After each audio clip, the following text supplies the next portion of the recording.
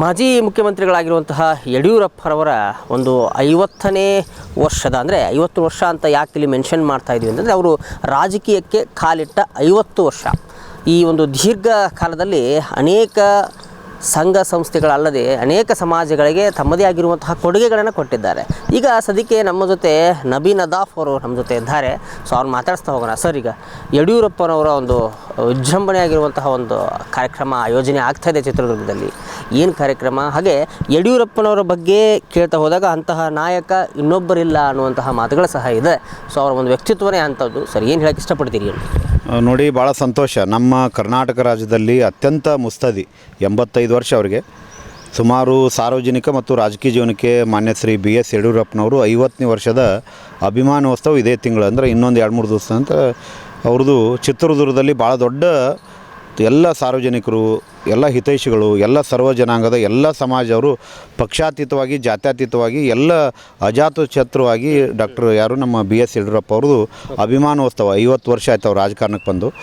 ಇಂಥ ಒಬ್ಬ ಧೀಮಂತ ರೈತ ನಾಯಕ ಅತ್ಯಂತ ಕಷ್ಟದ ಜೀವನದಲ್ಲಿ ಬಂದು ಒಬ್ಬ ಪುರಸಭೆ ಮೆಂಬರ್ ಆಗಿ ಅವರು 1983ರಲ್ಲಿ ಮೊದಲನೇ ಬಾರಿಗೆ ಶಿಕಾರಿಪುರದಿಂದ ಆರಿಸಿ ಬಂದು 8 ಬಾರಿ ಅವರು ಈ ರಾಜ್ಯದ ಅಂದರೆ ಶಿಕಾರಿಪುರ MLA ಆಗಿ, ಉಪಮುಖ್ಯಮಂತ್ರಿಯಾಗಿ, 4 ಬಾರಿ ರಾಜ್ಯದ ಮುಖ್ಯಮಂತ್ರಿಯಾಗಿ, ವಿಶೇಷವಾಗಿ ನಾನು ಒಬ್ಬ ಭಾರತೀಯ ಜನತಾ ಪಾರ್ಟಿ ಅಲ್ಪಸಂಖ್ಯಾತರ ಮೋರ್ಚಾದ ರಾಜ್ಯ ಕಾರ್ಯದರ್ಶಿಯಾಗಿ ಹೇಳೋದೇನೆಂದರೆ, ಎಂದೂ ಕೂಡ BS ಯಡಿಯೂರಪ್ಪನವರು ಯಾರಿಗೂ ಜಾತಿ ಮಾಡಿಲ್ಲ.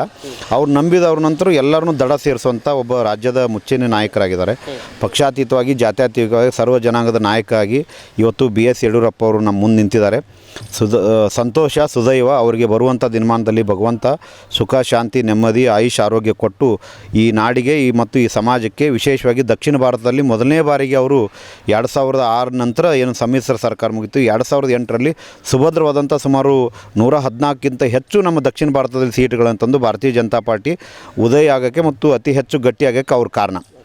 ವಿಶೇಷವಾಗಿ ನಮ್ಮ ಅಲ್ಪಸಂಖ್ಯಾತರಿಗೆ ಪ್ರತಿಯೊಂದು ಕ್ಷೇತ್ರದಲ್ಲಿ ಕಾಲನಿಗಳಿಗೆ ಅಭಿವೃದ್ಧಿ ಇರ್ಬೋದು, ಶಿಕ್ಷಣಕ್ಕಿರ್ಬೋದು, ಮತ್ತು ನಮ್ಮ ಧಾರ್ಮಿಕ ಸಮುದಾಯ ಕಟ್ಟಡಕ್ಕಿರ್ಬೋದು, ಶಾದಿ ಮಾಲ್ಕಿರ್ಬೋದು, ಅನೇಕ ಹೆಣ್ಣು ಮಕ್ಕಳ ಶಿಕ್ಷಣಕ್ಕೆ ಅತಿ ಹೆಚ್ಚು ಕೊಟ್ಟಾರೆ.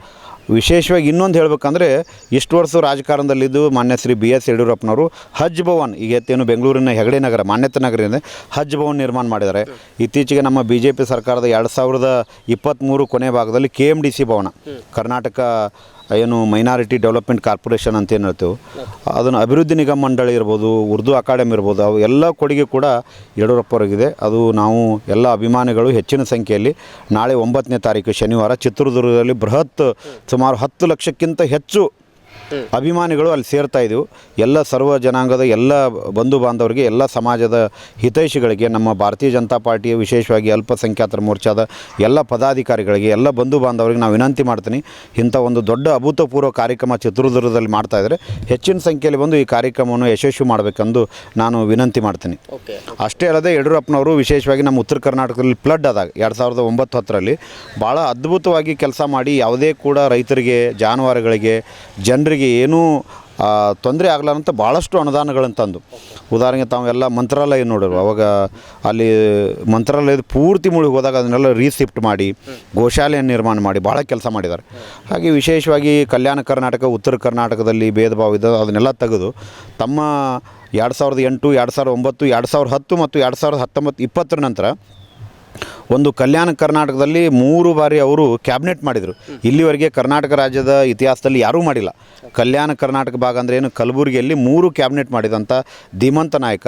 ಅನೇಕ ಕೊಡುಗೆಗಳ ಸರ್ದಾರ. ಕೃಷಿ ಬಜೆಟ್ ಇರ್ಬೋದು, ದೇಶದಲ್ಲಿ ಮಾದರಿ ಬಜೆಟ್ ಮಾಡಿದ್ದಾರೆ, ಮತ್ತು 4% ಬಡ್ಡಿ ದರವನ್ನು ಅವರು ಕೊಟ್ಟು ರೈತರಿಗೆ 10 HP ಮೋಟ್ರನ್ನು ಉಚಿತವಾಗಿ ನೀಡಿದ್ದಾರೆ. ಸಾಲ ಸೌಲಭ್ಯ ಮಾಡಿದ್ದಾರೆ, ಸಾಲ ಸೌಲಭ್ಯ ಮನ್ನಾ ಮಾಡಿದ್ದಾರೆ, ಮತ್ತು ಸಂಧ್ಯಾ ಸುರಕ್ಷಣೆ, ಯಾರು ಪಾಪ ತಾಯಂದಿರು ಹೆಣ್ಮಕ್ಳು ವಯಸ್ಸಾದಮೇಲೆ ವಯೋವೃದ್ಧರಿದ್ದ ಅವ್ರ ಸಂಧ್ಯಾ ಸುರಕ್ಷಣೆ. ಧಾರವಾಡದಲ್ಲಿ ಒಬ್ಬ ಅತ್ಯಂತ ಕಡು ಬಡತನದಿರುವಂಥ ತಂದೆ ಒಂದು ಸ್ಕೂಲ್ಗೆ ಹೋಗಿ ಬರುವಾಗ ತಾಯಿ ಅಂದ್ರೇನು ಮಗು ಸ್ಕೂಲಿಂದ ಹೋಗಿ ಬಂದು ಅಳು ಹೊತ್ನ್ಯಾಗ ಅವರೊಂದು ಘಟನೆ ನೋಡಿ ಈ ಭಾಗದಲ್ಲಿರುವಂಥ ಎಲ್ಲ ನನ್ನ ಕರ್ನಾಟಕ ರಾಜ್ಯದಂಥ ಎಲ್ಲ ಹೆಣ್ಣುಮಕ್ಕಳಿಗೆ ಸೈಕಲ್ ವಿತರಣೆ ಮಾಡ್ಯಾರೆ. ಈ ರೀತಿ ಇಂಥ ಒಬ್ಬ ಧೀಮಂತ ನಾಯಕ, ಮುತ್ಸದಿ ರಾಜಕಾರಣಿಗೆ ಅವರು ಸಾರ್ವಜನಿಕ ಜೀವನ ಮತ್ತು ರಾಜಕೀಯ ಜೀವನಕ್ಕೆ ಬಂದು 50 ವರ್ಷ ಆಗಿದೆ. ಅವರಿಗೆ ಶುಭವಾಗಲಿ, ಕಾರ್ಯಕ್ರಮ ಯಶಸ್ವಿಯಾಗಲಿ. ಬರುವಂಥ ದಿನಮಾನಗಳಲ್ಲಿ ಅವರ ಮಾರ್ಗದರ್ಶನದಲ್ಲಿ ಭಾರತೀಯ ಜನತಾ ಪಾರ್ಟಿ ಈ ದೇಶದಲ್ಲಿ, ಸಮಾಜದಲ್ಲಿ, ವಿಶೇಷವಾಗಿ ಕರ್ನಾಟಕ ಮತ್ತು ಉತ್ತರ ಕರ್ನಾಟಕ, ಕಲ್ಯಾಣ ಕರ್ನಾಟಕದಲ್ಲಿ ಅತಿ ಹೆಚ್ಚು ಹೆಬ್ಬರವಾಗಿ ಮತ್ತು ಬೇರಾಗಿ ನಿಂತಿದೆ. ಇನ್ನಷ್ಟು ಬೆಳೀಲಿ, ಈ ಕಾರ್ಯಕ್ರಮ ಯಶಸ್ವಿಯಾಗಲಿ. ಎಲ್ಲರೂ ಹೆಚ್ಚಿನ ಸಂಖ್ಯೆಯಲ್ಲಿ ಬಂದು ಕಾರ್ಯಕ್ರಮವನ್ನು ಈ ಯಡಿಯೂರಪ್ಪ ಅವರ 50 ವರ್ಷದ ಸಾರ್ವಜನಿಕ ಜೀವನಕ್ಕೆ, ಅಭಿಮಾನೋತ್ಸವಕ್ಕೆ ಯಶಸ್ವಿಯಾಗಲಿ, ಶುಭವಾಗಲಿ ಎಂದು ನಾನು ಆಶಿಸುತ್ತೇನೆ. ಮತ್ತು ನಾವು ಕೂಡ ಈ ಭಾಗದಿಂದ ಅತಿ ಹೆಚ್ಚು ಬಾಗಲಕೋಟೆ, ವಿಜಯಪುರ ಎಲ್ಲ ವೈಯಕ್ತಿಕ ತಮ್ಮ ವೆಹಿಕಲ್ ಅಂದರೆ ವಾಹನಗಳ ಮುಖಾಂತರ ಹೆಚ್ಚಿನ ಸಂಖ್ಯೆಯಲ್ಲಿ ನಾವೆಲ್ಲ ಹೋಗ್ತಾಯಿದ್ದೀವಿ. ಇದು ಭಾಳ ಅಭಿನಂದನೆ, ಭಾಳ ಸಂತೋಷ ಅಂತ ನಾನು ಈ ಮೂಲಕ ಅಂತ ಯಡಿಯೂರಪ್ಪ ಅವರು ಅಭಿಮಾನೋತ್ಸವ ಕಾರ್ಯಕ್ರಮ ಬಗ್ಗೆ ಹೇಳ್ಬೋದು. Thank you sir, thank you very much. 10 ವರ್ಷಗಳ ಒಂದು ಏನು ಆ ಒಂದು ಅವಧಿ ಇದೆಯಲ್ಲ, ಅದು ಸಾಕಷ್ಟು ಏಳು ಬೀಳಿನ ಹಾದಿಯಾಗಿತ್ತು ಯಡಿಯೂರಪ್ಪನವ್ರಿಗೆ. ಅನೇಕ ಸಾಕಷ್ಟು ಅಭಿವೃದ್ಧಿ ಪರ್ವಗಳಲ್ಲಿ ಅವರು ತಮ್ಮನ್ನು ತಾವು ತೊಡಗಿಸ್ಕೊಂಡಿದ್ದರು. ಆ ನಿಟ್ಟಿನಲ್ಲಿ ನೋಡೋದಾದರೆ ಯಡಿಯೂರಪ್ಪನವರ ಈ ಒಂದು 50 ವರ್ಷದ ಏನು ಕಾರ್ಯಕ್ರಮ ಇದೆ, ಸೊ ನಿಜಕ್ಕೂ ವಿಜೃಂಭಣೆಯಿಂದ ನಡೆಯುತ್ತೆ ಚಿತ್ರದುರ್ಗದಲ್ಲಿ. ಸಾಕಷ್ಟು ಅಪಾರ ಅಭಿಮಾನಿಗಳು, ಈ ಜಾತಿ, ಧರ್ಮ, ಈ ಥರದ ಭೇದ ಭಾವಗಳಿಲ್ಲದೇ ಎಲ್ಲರೂ ಒಕ್ಕೋಲಿನಿಂದ ಅಲ್ಲಿ ಕೂಡ್ತಾರೆ. ಸೊ ಯಶಸ್ವಿಯಾಗಿ ಕಾರ್ಯಕ್ರಮ ಆಗಲಿ ಅಂತ ಹೇಳ್ತಾ ಈ ಒಂದು ವರದಿನಲ್ಲಿ ಮುಗಿಸ್ತೀನಿ. ಎಲ್ಲರಿಗೂ ನಮಸ್ಕಾರ. ಒಂದೇ ಮಾತರಂ.